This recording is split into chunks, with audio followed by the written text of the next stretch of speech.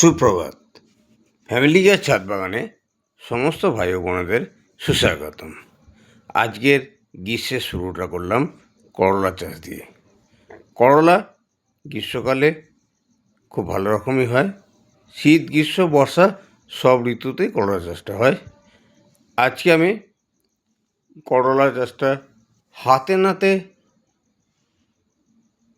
একদম প্র্যাকটিক্যাল দেখাবো যে কিভাবে আমি ছাদ বাগানে করলা চাষটা করে থাকি এবং ব্যাপকভাবে ফলন আসে যে করলা চাষ, সেই করলা চাষটা আজকে আমি একদম শুরু থেকে গ্রো ব্যাগ থেকে শুরু করে মাটি দেওয়া থেকে শুরু করে চারা রোপণ সমস্তটাই আজকে ভিডিওতে দেখাবো। তাই সমস্ত ভাই বোনেদের বলবো আজকে ভিডিওটা স্কিপ করবেন না, সম্পূর্ণটা খুব গুরুত্বপূর্ণ। ছাদ বাগানে কীভাবে উর্বর করলা চাষ করা যায়, কীভাবে করা যায় সেটা সম্পূর্ণটা আজকে প্র্যাকটিক্যাল হ্যান্ডে আমি দেখিয়ে দেব।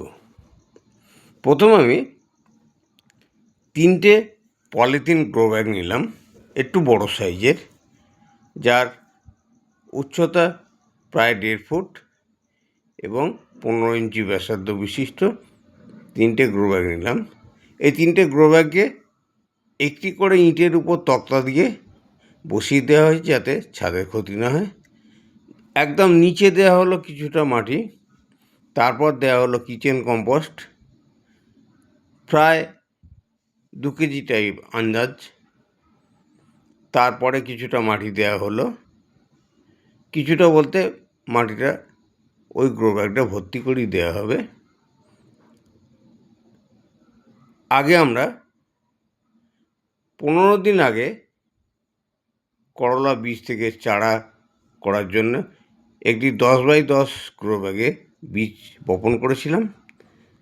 সেই চারাগুলো ঠিক এই সাইজের হয়েছে। এখন আমরা ওই গ্রো ব্যাগটাকে কেটে আমরা একটি বড় গ্রো ব্যাগের মধ্যে প্রতিস্থাপন করছি। গাছটার যাতে কোনো রকম ক্ষতি না হয় এবং সম্পূর্ণ সুস্থ থাকে সেই হিসাবে গ্রো ব্যাগটাকে আমরা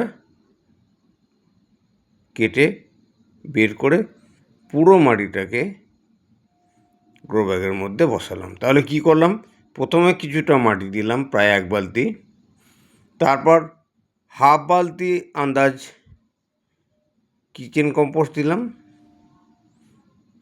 তারপর কিছুটা মাটি দিয়ে আমরা চারাটাকে প্রতিস্থাপন করার পর এর চতুর্দিকে এখন দেখা যাচ্ছে এই 10 ইঞ্চি যে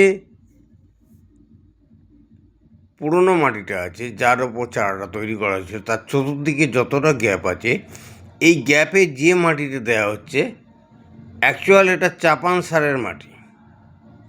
যে মাটিটা দেওয়া হলো প্রায় 1 বালতি মাটি দিলাম।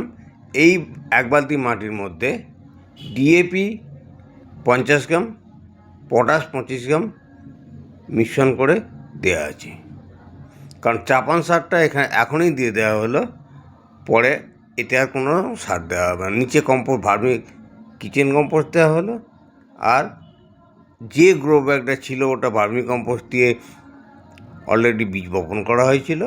এখন কিছুটা চাপান সার হিসেবে 50 গ্রামের মতো ডিএপি আর 25 গ্রামের মতো পটাশ মিশ্রণ করে এই মাটিটা যেটা দেওয়া হচ্ছে চতুর্দিকে, এই মাটিটার সঙ্গে মিশিয়ে দেওয়া হচ্ছে গাছের গোড়া থেকে অনেকটা দূরত্বে, ঠিক 10x10 গ্রো ব্যাগের যে গাছটা ছিল তার গ্যাপটায় আমরা চাপান সারটা দিয়ে দিলাম। এবার এই বড় গ্রো ব্যাগে যখন গাছটা গ্রোথ নেবে, শুরু থেকেই একটা ব্যাপক গ্রোথ নেওয়া শুরু করবে। আমরা একটা গ্রো ব্যাগে একদম ক্লিয়ার দেখালাম কীভাবে আমি ইনস্টলেশন করি। সেকেন্ড গ্রো ব্যাগটা দেখে নেওয়া যাক রিপিটেড আমরা কীভাবে চারাটা ইনস্টল করছি। আর একটু কাছ থেকে দেখিয়ে দিচ্ছি। এই দুটো গ্রো ব্যাগে তিনটে করে 6টা করলার গাছ দেওয়া হয়েছে। যাক, আমি দ্বিতীয়টা রিপিটেড দেখিয়ে দিচ্ছি একই পদ্ধতিতে। নিচে কিছু মাটি দেওয়া হলো, তারপর কম্পোস্ট সার দেওয়া হলো, তারপর চারাটা গ্রো ব্যাগ থেকে বের করে বসিয়ে আমি মাটি রেডি করে দেবো। আমার একটা রিকোয়েস্ট থাকবে সমস্ত ভাই বোনেদের কাছে, যারা এখনও পর্যন্ত ফ্যামিলি কেয়ার ছাদ বাগান চ্যানেলটি সাবস্ক্রাইব করেননি, অবশ্যই সাবস্ক্রাইব করুন এবং সঙ্গে থাকুন। পুরো গ্রীষ্মের শুরুতে করলা দিয়ে শুরু করলাম, একদম প্র্যাকটিক্যাল কিভাবে করলা চাষটা শুরু থেকে করতে হয়। খালি গ্রো ব্যাগ থেকে মাটি ভর্তি, সার ভর্তি, চারা রোপণ সমস্তটাই আমি প্র্যাকটিক্যাল হ্যান্ডে দেখিয়ে দিচ্ছি, যাতে করে কোনো রকম নতুন ভাই বোনেদের যারা নতুন ছাদ বাগান করবেন, নতুন ছাদ বাগানে করলা চাষ করবেন, তাদের যেন কোনো রকম সমস্যার সম্মুখীন না হতে হয়। তাই আমি একদম প্র্যাকটিক্যাল করলা চাষটা দেখাচ্ছি। তাই প্রত্যেকটা ভাই বোনকে বলবো সাবস্ক্রাইব করুন আর একটা লাইক অবশ্যই দেবেন, যাতে করে পরবর্তী গ্রীষ্মের আরও সমস্ত সবজিগুলো ঠিক এইভাবেই আমি দেখিয়ে দিতে পারি, উৎসাহ এবং সমস্ত ভাই বোনেদের মধ্যে শেয়ার করুন, যাতে করে করলা চাষটা কীভাবে করতে হয় নতুন যারা, বিশেষ করে পুরোনোদের জন্য বলছি না, নতুন যারা, তারা এই করলা চাষটা যেন ঠিক এইভাবে করে। তাহলে এই গ্রীষ্ম এবং বর্ষা প্রায় 4 থেকে 5 মাস ধরে এই গাছগুলো থেকে প্রচুর পরিমাণে করলা আমরা উৎপাদন পাব। দ্বিতীয় গ্রো ব্যাগটা ঠিক একইভাবে আমরা করলা গাছ চারাগুলোকে ইনস্টল করে দিলাম। যে চারাটা ঠিক 15 দিন আগে ঠিক একইভাবে ভার্মি কম্পোস্ট দিয়ে 10x10 গ্রো ব্যাগে বীজ বপন করেছিলাম। এই 15 দিনের চারাটা আমরা বড় গ্রো ব্যাগের মধ্যে ইনস্টলেশন করলাম।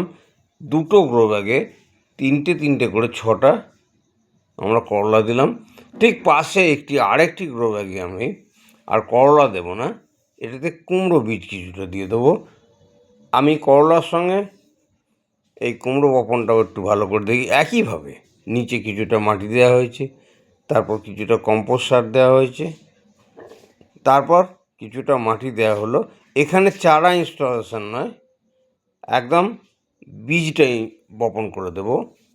পরবর্তী ভিডিওতে কুমড়োর যে ভিডিও আসবে তাতে আমি দেখাবো যে কতদিনের মধ্যে কিভাবে কুমড়ো গাছটা গ্রোথ করলো।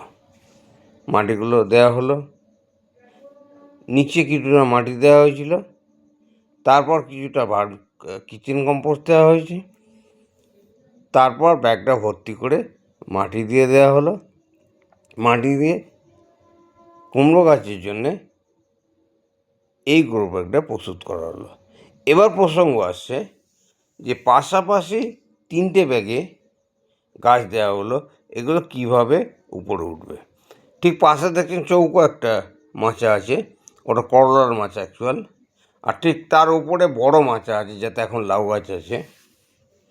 এই কুমড়ো গাছগুলো 1 মাস সময় লাগবে। এই বীজটি আমরা 5টা কুমড়োর বীজ আমরা এই ব্যাগটার মধ্যে বসিয়ে দেব। এই 5টা বীজের মধ্যে যে কটা বীজ চারা বেরোবে তার মধ্যে 3টে কুমড়ো গাছের চারাকে রাখা হবে, যেগুলো সতেজ বা ক্ষমতাশালী। ঠিক পাশ থেকে দড়ি দিয়ে আমরা এই কুমড়ো গাছগুলোকে উপরের মাচায় তুলে দেব। ওটা যখন বীজ থেকে চারাটা বেরোবে, ডেভেলপ হবে, পরে যখন কুমড়োর ভিডিওটা আমি দেখাবো তখন আমরা দেখে নেব যে কুমড়ো গাছটা কীভাবে উঠছে। এখানে যে চৌকো মাচাটা দেখা যাচ্ছে, এই 6টি করলার গাছ এই মাচাটার উঠবে এবং এই চৌকো মাচার চারদিকে বেষ্টন করে করলা গাছগুলো উঠবে। গাছগুলো বসানোর পর একটু জল দিয়ে দেওয়া হলো, যাতে করে কোনো রকম রোদে শুকিয়ে না যায়। কারণ শুকোবে না, কারণ 10x10 পুরো মাটিটাই ঢাকা আছে।